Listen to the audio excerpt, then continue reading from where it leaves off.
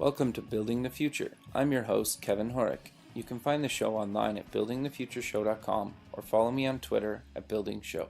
You can also find it on iTunes, Stitcher, and YouTube. And welcome back to Building the Future. Today we have Ryan Scott. He's an entrepreneur, philanthropist, investor, CEO, and founder of Causecast. Ryan, welcome to the show. Thanks, Kevin. So maybe we can start off with a bit of your biography and kind of where you grew up and what kind of childhood you had, if you were into, sports or cars or music or... Well, thanks for asking, and thanks again for having me, Kevin. I guess I grew up in, my childhood was in eastern Pennsylvania, sort of near Philadelphia, a little town called Catasauqua, basically a suburb of a suburb called Allentown, which I'm sure everybody's heard of.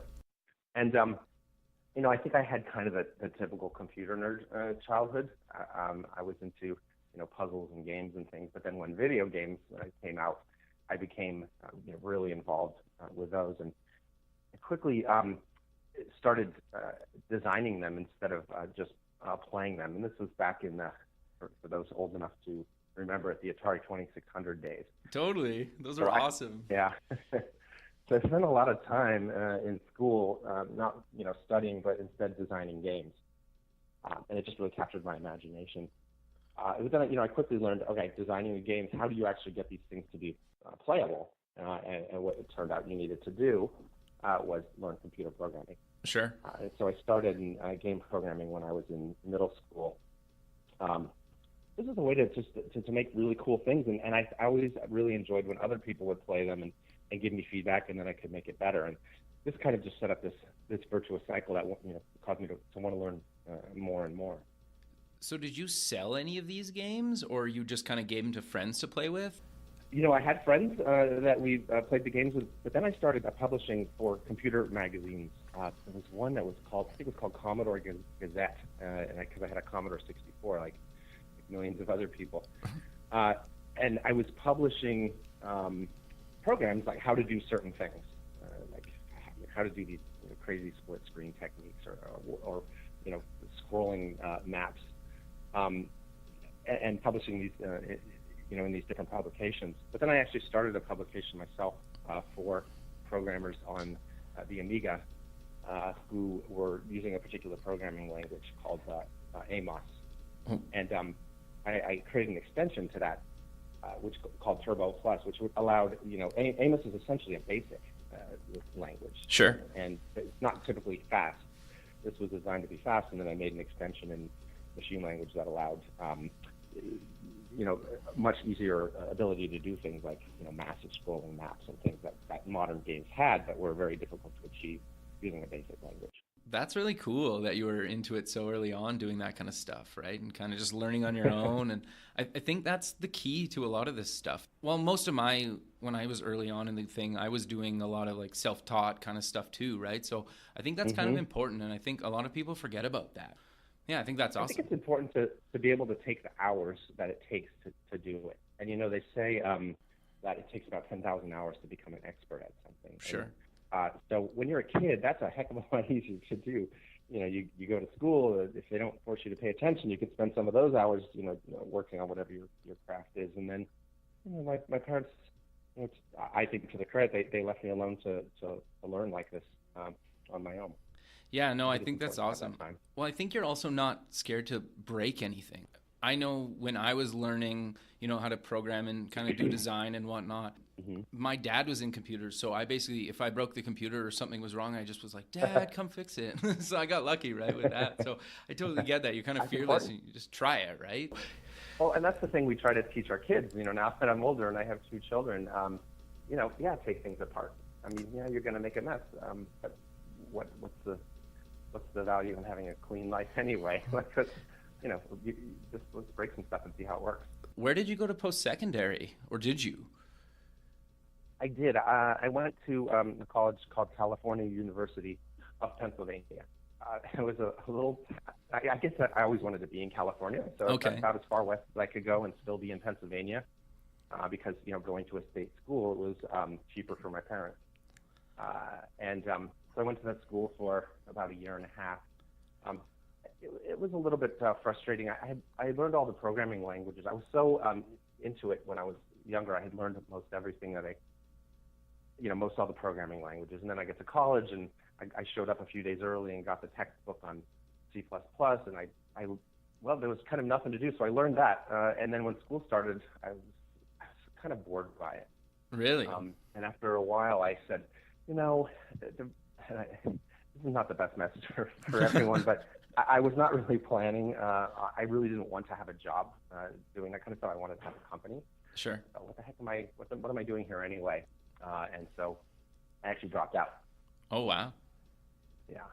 And so then I was, trying to, I was running the newsletter and publishing, the extension to that language. And, but, that was, I was not very experienced business person at that time. I mean, I was only about, 18 or 19. Right. And I sort of make ends meet. That's when I was doing pizza delivery and things like that. I have to say, pizza delivery is a great job for a young person because it pays a heck of a lot better than a lot of these types of jobs. It's essentially minimum wage, but you get tips. Right. The thing that I liked about it was that your brain is completely free to do other things while you're doing pizza delivery. You know how you drive from place to place and you wonder how you got there sometimes? Well, that's really good thinking time. And so, I spent a lot of time conceptualizing things and then being able to kind of work them out and, on the side. No, that's So actually it was really interesting. Kind of low brain power. You're right. Yeah. I do a lot of my thinking like when I'm driving to and from work, or if I'm in the shower, or sometimes I wake up in the middle of the night and you can't get back to sleep because you're just constantly thinking about something. So yeah, I never thought about the pizza delivery guy angle from that, but no, that's awesome. I was getting paid to think. They weren't paying me for that part of it, but they were paying me to get from place to place. It just really freed up my mind. And I think smart people, as you just mentioned, you can use it as an actual technique. If you need to come up with an idea, get up from your desk and start walking around. Totally. So now people are just integrating this with their lives. Let's have walking meetings. They're so much more productive than sitting at a board table together. Well, I think like even Steve Jobs did a lot of his meetings just walking around his neighborhood. I think I read that in his book, if I can remember correctly. Yeah. So, there's something to be said for it. Were you a pizza delivery guy still when you started your internet email marketing company, Net Creations, or how did that kind of... No, that's a good question. The internet first became something that, the general public could get on. And when this first happened where I was at this point living in South Florida, one company started, oh my God, we can get on the internet. This is amazing. And of course, this was back when everything was just, text. Sure. And you were dialing up, and it was, it was wholly inadequate, but for the time it was astonishing. And I approached that ISP. The only job they had available was customer service manager, and so I came in, I took it, and started working with clients, getting them on the internet, things like that. But because I was a software developer, my biggest contribution there was to take their billing system, which was written on a piece of paper, and every day there would be like 10 new people that would sign up, and then the next month it'd be like 11 or 12. It was growing out of control, and I wrote some software to actually just automate that entire process. Wow. So then I was like, God, I really want to just be writing software for the internet. Well, one day, a woman named Rosalind Resnick came to the ISP.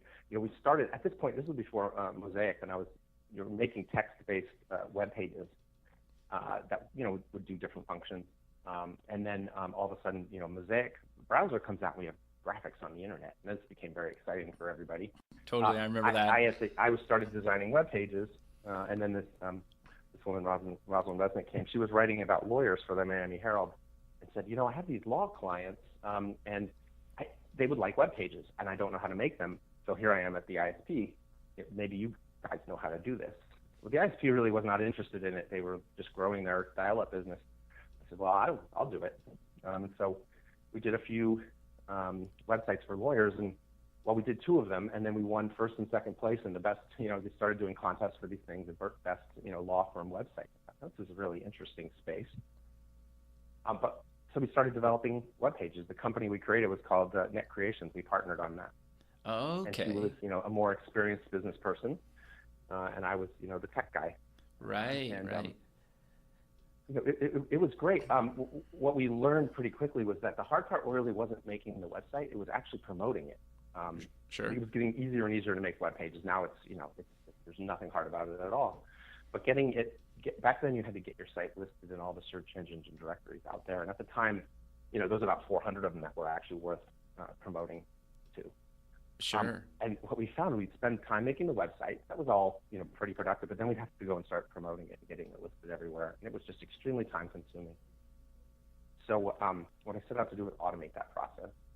So you would take your information just one time, and it would get submitted to all the search engine directories automatically in the background. Okay, that's interesting. Yeah, because that was like pre-Google and everything.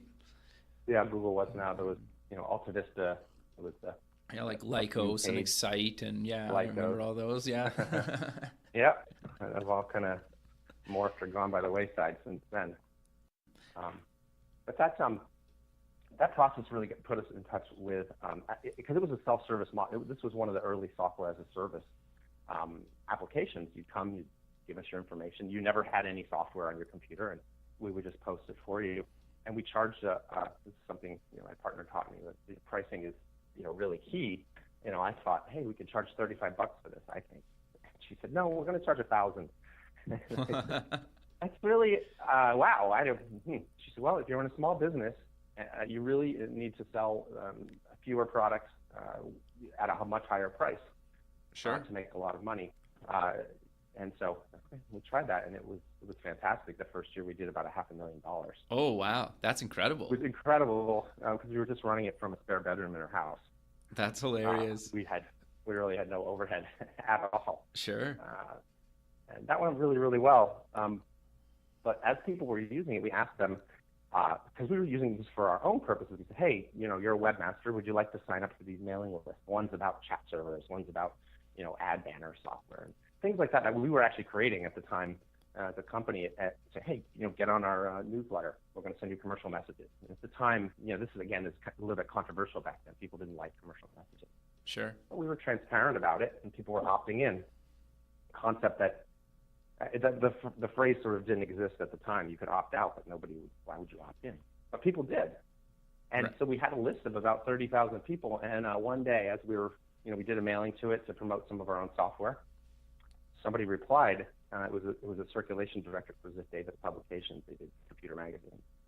And they said, is your list, for rent? Can we mail to it? I said, oh, yeah, I think the people would love what you have to offer. We did a mailing, and they got a 51% response rate. And we thought, holy cow, there's really something amazing here. We only have 30,000 names. I think we need a lot more names right now. Sure.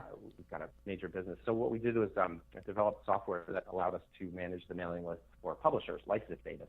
And so they would put onto their site, as you sign up for things like a free magazine or you're signing up for their website or whatever that happens to be, we inserted another form in there that said, hey, would you like to receive commercial messages on these topics? Opt into this. And we're going to send you great stuff. It could be offers, it could be whatever it is, but all very transparent that this was an advertisement. Help, if you want to get off the list, you can get off the list. And that went gangbusters. We were managing the list for a bunch of major publishers, and ultimately, and towards the end, we did about $70 million a year in revenue. Oh wow! It was tremendous. And ultimately, we took that company public. We never took any venture capital. It was just so cash flow positive. We went public because our competitor went public and raised a bunch of money, and we thought we have to defend this space. Sure. But there was no finance. There was no other reason to do it. The market was hot. But ultimately in 2001, we were as we were about to sell the company to DoubleClick, an Italian company came on in at the last minute, just before it was about to close, and offered us a cash offer, substantially better than what DoubleClick was offering, with no contingencies whatsoever. And so we had a fiduciary responsibility to take it, so we did. Sure. I guess it's kind of a no-brainer, right? I had to. Yeah. As a public company, you got to do what's financially in the interest of the shareholders. We just happen to be the largest shareholders. Right. So yeah, we took it, and that next day, I did not have to stick around. Oh wow. Was nothing holding me there. So moved. Like, how many employees did you have by the time you guys sold it off? There were about 70 employees. So we were doing about $1 million a year per employee, which is good. That's awesome. Yeah, yeah. We kept taking over space in our office building. It's really a kind of a rocket ship. So what did you end up doing kind of once you sold off Net Creations? Did you get right into Coscast? Did you take some time off? I didn't. I was a little bit burned out. We were in New York City at the time. I had already bought a house in Los Angeles. I really wanted to be in California. Sure. That's where I had always wanted to be. But when we were in Florida and started the business, my partner said, we're in the direct marketing industry. All of our competitors are in California, where you want to go, and all of our clients are in New York City, where she wanted to go. Right. And I said, you have an awesome point there. Let's go to New York City. And it was great that we did. Proximity was really, really important. Sure. So we did that, but ultimately, while we were making money, I bought a house in California, and then when we sold it, I moved out to California full time. Okay, and yeah, you're in San Francisco now, correct? But you moved to LA, right? Now. I did move to LA, and it was just that's kind of the place that has a stereotypical California allure. Sure. Especially if you weren't going to jump into starting a new business right away. No, it makes a lot of sense. Yeah. I love LA and California, so I get the appeal for sure. Like, I spent a summer down in LA years ago, and it was probably the best summer of my life. So I totally get the appeal, and I love Northern California, but LA is I just love the weather and just going to, like, I really like live music too. So, and then just great music scene. Yeah, and like everybody's doing something or trying to do something, and I just like that vibe. So I totally get the appeal of that. Sure. I'm curious then, how long, did you kind of, before you, started Coscast or started coming up with the idea for Coscast? It was a couple years of doing projects, like things that I wanted to get out of my system, like writing music. And at one point I wanted to have a nightclub. And so I tried different things, and just built some home automation software as well. But it's kind of finding them not that satisfying. I was looking to get involved with running something major again, and so moved to San Francisco, which was very stimulating, and ultimately came up with the idea for Coscast. The initial version having to do with, it was more of a social network that involved companies, yes, but especially media and celebrities. And that really fit a heck of a lot better in Los Angeles. Sure. So spent a short time in San Francisco, but went back to Los Angeles and started Coscast there. Okay. But since that time, we've pivoted to recognize a huge opportunity in employee volunteering and giving, where you can really have like a big impact because you've kind of got this captive audience, and you also have a business that has an incentive to get people to do this stuff, get out in the community. And once we made that pivot, it was pretty clear that I needed to be back in San Francisco, right, where there's lots more companies, lots of investors. Really got much more of an ecosystem to that. No, that makes a lot of sense. So I'm curious then, you mentioned that some companies struggle a bit with attracting younger talent, some maybe they're a little bit more old school, or they're in industries that are, polluting the planet and whatnot. How is Coscast helping these companies, attract younger people or just people in general? Well, everybody who's graduating school right now, I say everybody, but the statistics will say something like 70-80% of people that are graduating expect to work for a socially responsible company. They don't necessarily believe that, they think about 36% of companies actually are socially responsible enough, but their expectation is that they're going to work for one of these companies. Sure. And what we're finding is that companies that are not really talking about what they're doing that's good in the world don't have the kind of employer brand that these young folks expect to work for. And so, as we've seen, it's kind of notorious about millennials. Sometimes they'd rather stay at home than work for a corporate bad guy. And if your parents allow that, they'll do that. Sure. And so the companies, you literally have no employee visibility if you're not doing good work at this point.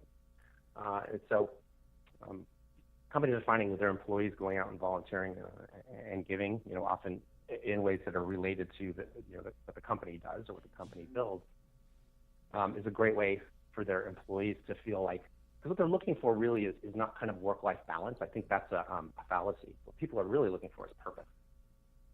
I totally agree. They'll work their asses off if you give them purpose. And that's the typical thing for an entrepreneur. They have purpose, and they'll work, 24/7 to get whatever it is done. So this helps with employee volunteering and giving. It really helps turn, because you're using the corporate assets, the time and the dollars, and like with the matching or getting time off to volunteer. You're using corporate assets to do something good in the world, other than just focus on your product or service. And it really gives people need that extra thing. And it also really helps them bond with each other when they go out in the community and do this. They look at each other and say, like, "Look what we just did. This is awesome." Yeah, it's like really good team building. I've done that in the past. It really is. Just like Habitat for Humanity, I worked at a company a few years ago that took a couple of days, and we helped build somebody's house, and it was awesome. It was a great team building experience. Isn't it? Exactly. Yeah, so it's pretty cool. What I'm cool. seeing now, I have a friend who runs a site. It's called Triple Pundit. It's a great site. He was telling me, it's all about what companies are doing in terms of sustainability. Sure. He said about half of this traffic is people in the sustainability space. He said the other half of the traffic is coming from EDU. It's students. Some of them might be doing research for school, but what he suspects, and so do I, is that these folks are actually looking to see what companies are good to work for when they graduate. Oh, interesting. And if they don't see you, they won't even apply. Wow. And so what I'm seeing with companies that aren't really getting that they need to talk about this stuff, they're too shy to talk about it for some reason, is that they're having trouble. Just their pipeline of candidates is drying up. And of course it is. Everybody wants to work for Google because it's like you're saving the world, using technology. You're doing all these amazing things, and that's where people want to go. But these other employer brands, they're just not having visibility, and they're not in the mind of the employees. So I talked to a small medical device company out here, and they make some great products that save lives, and that's really the message I feel that they should be sending. But they're not. They're talking about if you are going to be employee, like, here's what you're going to make. You're going to get to live in California. Well, but when you look at it and you break it apart, you're like, well, you're not. You're living like in Livermore. Right. You're not living in San Francisco. And yeah, you're going to get paid X dollars, but that's not actually what the big thing is for the younger generation. They'll take a pay cut or they'll work someplace based way more on culture than on salary. Oh, and yeah. So, like, look, you're doing amazing things. You are saving lives. You literally have saved millions of lives with these devices. That's your message. No, totally. That's compelling for people to come. And as a he's a really technical guy that's running it, and he's a little bit, I don't know, I think shy about kind of tooting his own horn. And I hear this a lot from companies. But if you can say things without looking like, without tooting your own horn and looking like a bunch of egomaniacs, because you genuinely did those things. But furthermore, the beneficiaries will talk about it for you as well. Yeah, exactly. Well, and then your employees will try to recruit other people other classmates and whatnot and say, come work with me at this awesome company because we're doing all these great things for planet and the environment or whatever it is. And it makes a lot of sense. Yeah, exactly. We just really, with our platform, we empower the company to be able to do that at the scale of the corporation.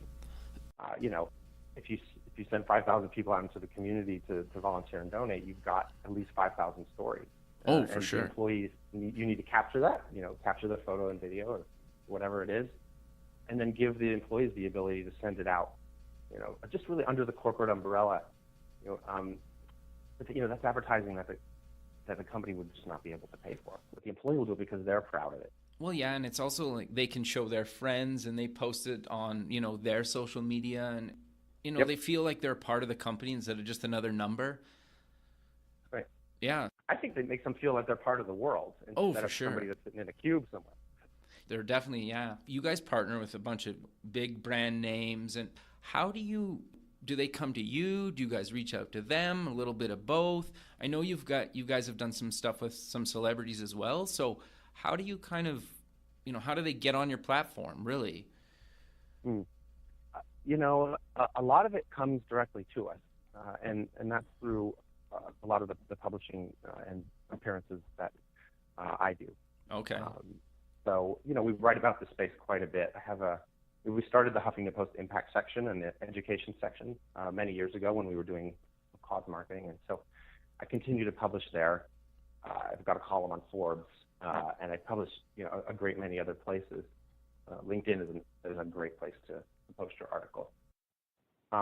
LinkedIn's been awesome for me every time I post articles. So would you say you use digital and kind of print media to write articles that drive traffic and, companies into Causecast?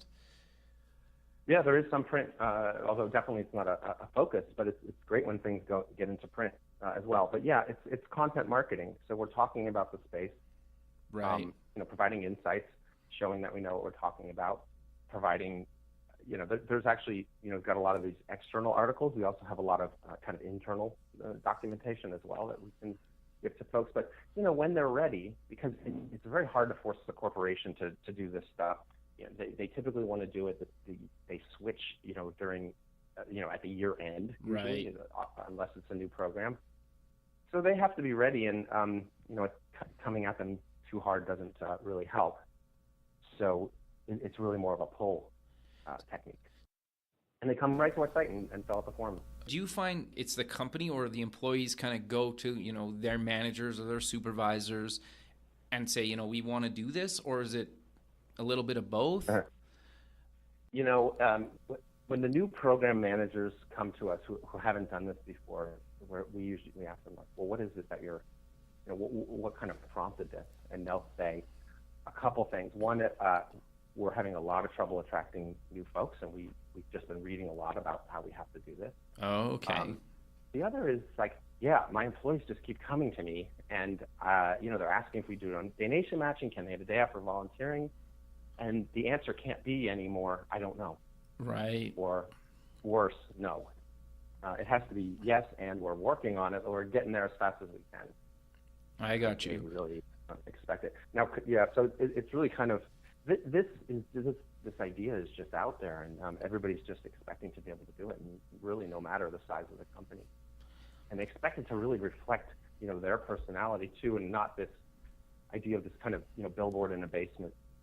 Where in the old days you used to have to fill out a paper pledge form. I'm going to donate these dollars. It's going to come out of my paycheck. You do that once a year, and the boss basically says, "Hey, everybody, this is our big campaign."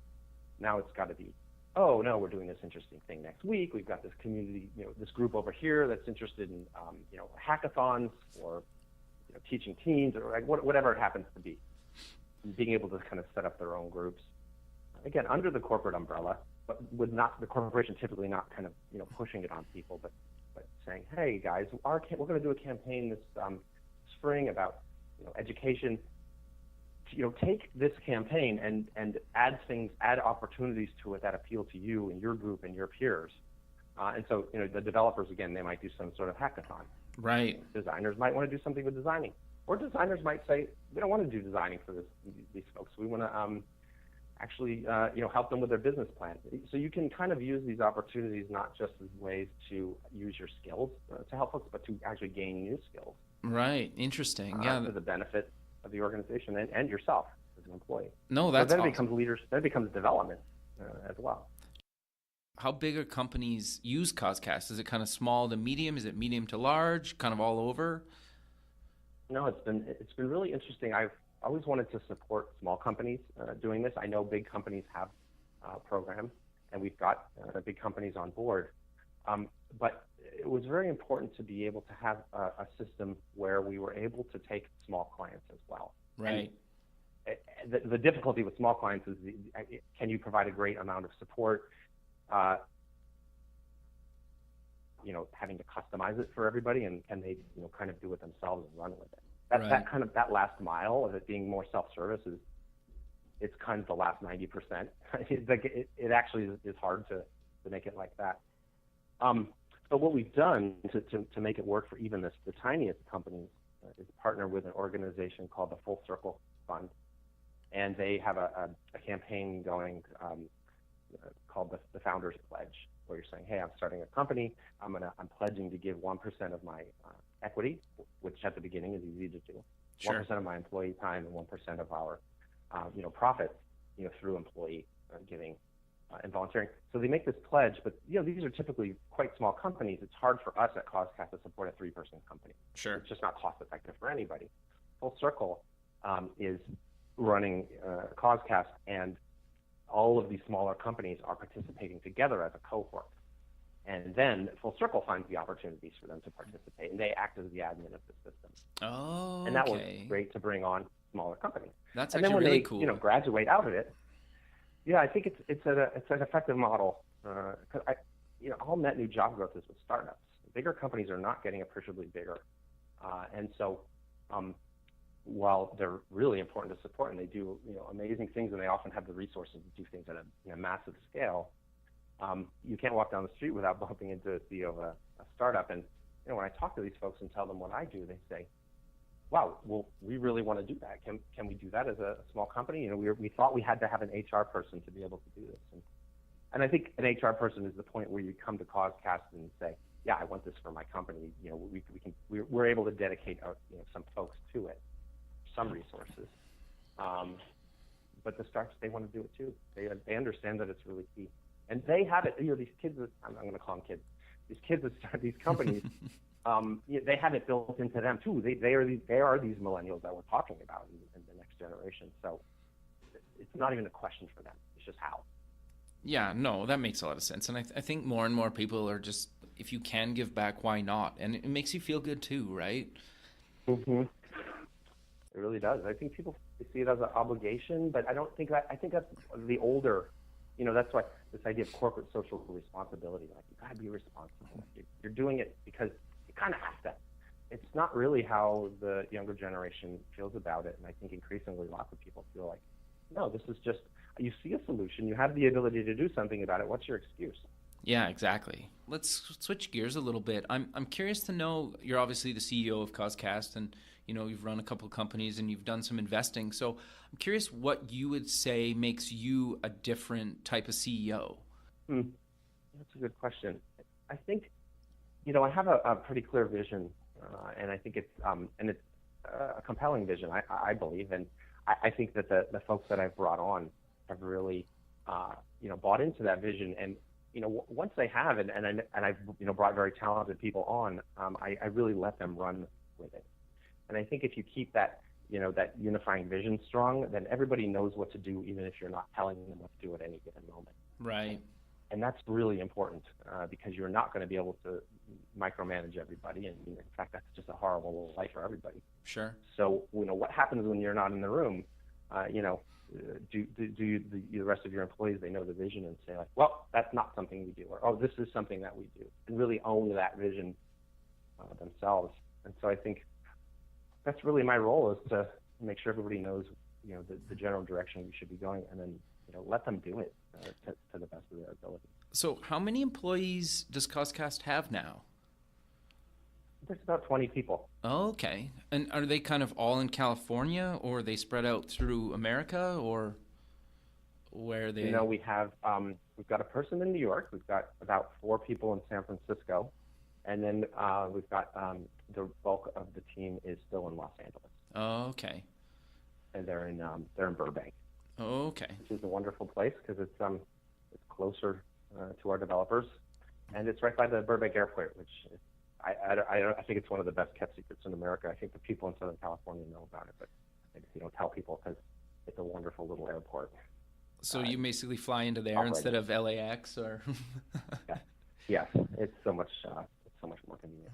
I've heard that before, actually. I've heard the Santa Monica airport's not bad either, but is that true? That's another good one. Yeah. It's true. You shouldn't be telling all these secrets, right? Right. You've invested in some huge names in tech and kind of green renewable energies. What do you kind of look for when you're kind of making an investment? Company, is it person? Is it kind of combination of the two? Yeah, I think they really need to have a world-changing idea, or something that could potentially really have a big impact and can scale up. And I think I've only made very few exceptions to that rule based on people that I liked. But the right way to do it is, in my opinion, it's got to have a world-changing idea. It's got to be something that can scale. It has to have a business model behind it that's really going to work. Whereas I like to support nonprofits, but there's not often a business model there. Sure. But then, the entrepreneur's got to be really strong and be able to build a team to scale it up. And obviously you see this with, Elon and Tesla. But there's some exciting new companies, and I'd like to get involved with them pretty early. But now what I'm looking for is things that are very synergistic with Coscast in some way, or that I can provide, a ton of value if I'm going to get involved with it. That I can, when I look at it, I go, okay, I'm going to invest some time or money into this, which is, increasingly less. Sure. I don't have the time, but do I have a lot of contacts for this company, or is something that Coscast is doing, can it help that organization in some way? Right. So do you kind of just invest usually your time and money, or kind of one or the other, or it really depends on the situation? I won't put money into something anymore if I'm not going to put some time into it. Oh, okay. It just sense. Doesn't work out for you in the past, or you just don't, you want to be more a part of it? I just have a really limited amount of time. I got you. So it's just, I don't need to do it for a financial investment. Right. And I do that really through the Launch Fund, which is run by my brother-in-law, Jason Calacanis. And that's where I do kind of just stuff where he's doing his due diligence in that. I didn't know he was your brother-in-law. I knew you guys have done a bunch of stuff together, but I didn't know he was your brother-in-law. That's pretty cool.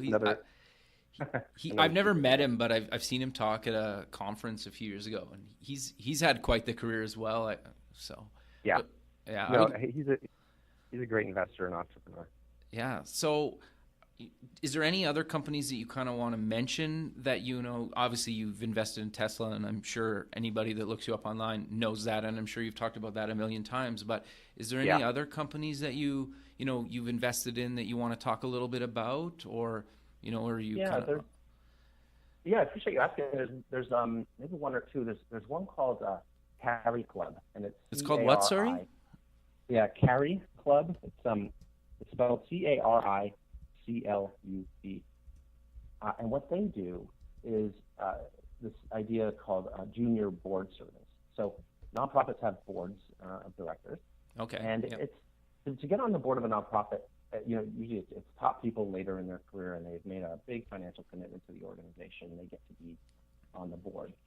Being on a board of a nonprofit has so many development benefits for the individual. In terms of getting to run a smaller organization, kind of getting out of your comfort zone of what you typically do, focusing on a different area. You learn a lot by doing that, and so companies have recognized that being on a board is good employee skills development, and so they encourage folks to do it. But what does the early career person do who can't make a big financial commitment? What do they do to get onto boards? And so Carry Club exists to help the organizations create their junior boards and teach them how to run them. That's pretty cool. And then goes to corporations and then help them, with a platform, be able to actually volunteer with these organizations and pair them together. That's really cool. I really love that. No, that's an awesome idea. I'll post the links in the show notes and whatnot, so people don't need to write them down. No, that's great. And I see synergy with Coscast. Obviously, we're always looking for great opportunities for people to get involved. It has to be more than just, going out and painting a mural, which is kind of the lowest skilled. There's a joke in the nonprofit space that organizations, take volunteers and they have them paint. They have one room dedicated to just letting volunteers paint it because they don't often have something for them to do or don't know how to leverage volunteers appropriately. Well, board services, that's very highly skilled. Right. Volunteering. So that's one. And I met a company over the past weekend. I was down in Los Angeles for a conference, and it's related to what we do. It doesn't. I think it has some interesting potential synergy, but it's a way of having videos become monetizable through donations, and they're doing things like having gamers compete with each other, and then as you're watching the stream, you can donate to whichever gamer you want, and then money goes to charity. And they did one where some celebrities were just hanging out in a house listening to music or playing games, and then people could watch, and then we're encouraging them to donate. And it turns out that this works. It's any of those leaderboards and things like that, and how people are raising money for, they'd raise money for a particular gamer, like in support of him. Sure. It's a really interesting model. I think we can bring these type of actions to our employees base inside Coscast as a kind of a very simple thing that they can do. It's not always about donating your own $100 or your own 10 hours. But I also have a lot of connections in entertainment and cosmo marketing, which I think this fits in. And so I feel like I can help this organization. So that one's called Tiltify. Okay. And I think it's just super interesting. And I'm really, beyond that, trying to keep my time focused on Coscast.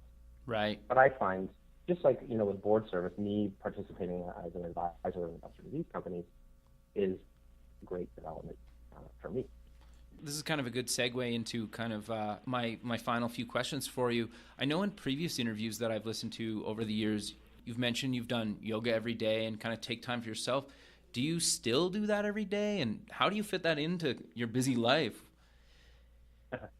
Well, moving to San Francisco was really helpful because I can walk to my office. Oh, okay. In Los Angeles, I had to drive half an hour. Right. So I came to San Francisco. I started walking up and down these hills and taking a lot of my phone calls walking. And you'll hear it, not in this interview, but when I'm talking to folks, I'm usually huffing and puffing up these hills. It's really great and energizing, and helps me eat the amazing food that's here without gaining too much weight. Yeah, San Francisco has amazing food. I love it there. It's pretty great. Yeah, it's special. But then, during a lot of our moves, I stopped working out as much, but I just started again a week or two ago. And I can walk down to that too. So I've had this like a much more integrated life here than I did in Los Angeles, where I can walk my kids to school, I can walk to my office, I can walk to the gym. That's actually really Right, interesting. that alone, and I track it on my phone, right? So I can see that I'm doing at least 10,000 steps a day. Right. Pretty much blowing past that. And that really is my license to eat whatever I want. So I think that having the life where we can walk a lot is really, really important. That makes a lot of sense. Like even during the summer here when it's not snowing, I usually try to park a little bit block or two away. And I get it's not much, but it's nice just to kind of park and just walk into work, even if it takes a couple of minutes, and then walk back to the car at the end of the day of work and just clear your mind a little bit. So I totally get that. My next question to you is, obviously, like I mentioned before, you're super busy and, you have like a family and you're married. And how do you kind of balance all that? I'm a new dad. My wife and I have a 9-month-old daughter, and, wow, between working, thank you. And, between, working full time and doing the radio show and doing a couple other little things, I've been struggling to kind of find a balance. Any kind of tips for me and any of our listeners out there? How do you balance all that? You have a 9-month-old, so it's not like you can go jogging with your Sure. son or your daughter. I don't know. It's a daughter, yeah. Okay. Well, my wife, our son is 6. Our daughter is 3. Yesterday, my wife started this running class. I can't remember what it's called, something like Zen running, and my son went along. Oh, so it's great because your children have ridiculous amounts of energy, and if you don't get it out, it kind of explodes inside the house at the end of the day. Right. And that's the thing that after a while you're like, oh God, here comes nighttime again. Well, you really need to, because you come home and you don't have any energy left, but your children really do. Right. And I think it's about finding activities outside with them that you can do that are physical. Right. Being physical is really key to keeping your sanity. No, that makes. You just have to put it in there. You just have, maybe it's something else goes away, media time or something. You think you need that time to relax, but if you don't get that energy out of yourself or your kids, your brain just keeps buzzing. No, it makes it. All night. Can't sleep without exercise. Yeah, for sure. So do you schedule that time like in your calendar, or you just kind of, every night you just know? You really have to, otherwise it won't happen. Other things just get in the way. Even just answering your email, because it all feels so important. But right. It's often not. Yeah. Because I've been finding like I'll come home from work and then I have an Android Wear watch and I just take that off and I usually just put the phone away and I play with my I know. daughter for a couple Yeah. hours before she goes to bed. And then I kind of get back on the computer and do my thing, right? Usually once my wife goes Yep. to bed, but yeah, so I try to Yeah, check out I for a understand. couple of hours after work just to hang out with them, because you're right. You get a couple email, then you get browsing the internet, and an hour goes by and your kid's sitting next to you and you're kind of like, what am I doing, right? So, Yeah. yeah. It's true. You got to that's actually what it is. It's about unplugging. Otherwise you could get testy with your children because of an email that annoyed you. For sure. Now what kind of parent are you? Yeah, exactly. I've noticed that a couple of times where something you're like, oh, and then my wife said something to me and I kind of like snap at her a little bit, and you're like, oh, like I just did that because of that email. That's terrible. So yeah, I get that. So Just like put it away. yeah, It's like an angry bee in your pocket, right? Exactly. You really need to. that's let it awesome. out. That's good advice. So just to kind of close off the interview here, what advice would you give someone starting out? Any things that they should do or things that they shouldn't do? Based on your experience.